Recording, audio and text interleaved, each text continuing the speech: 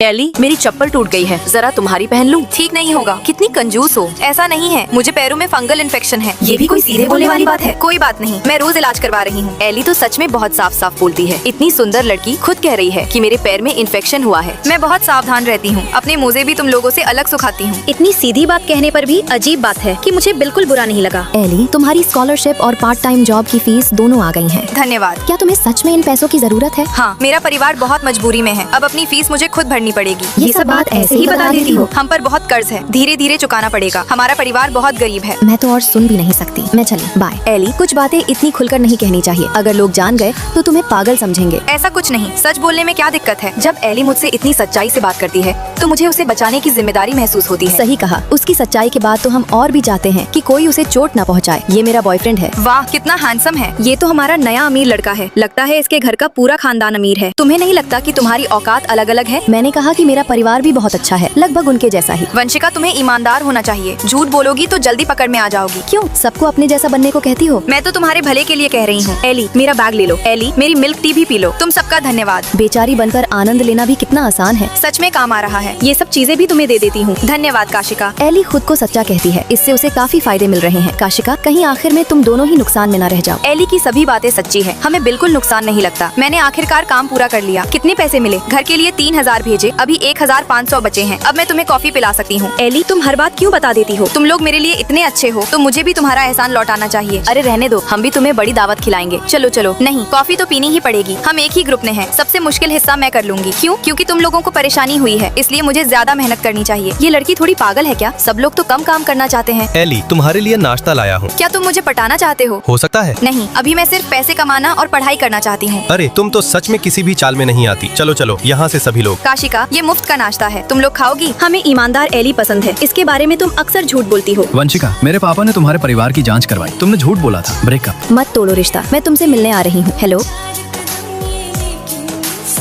काश मैं भी कभी इतनी ईमानदारी से जी पाऊँ। जब तुम अपने असली रूप को खुलकर दिखाते हो तब तुम दुनिया को पसंद आने लगते हो।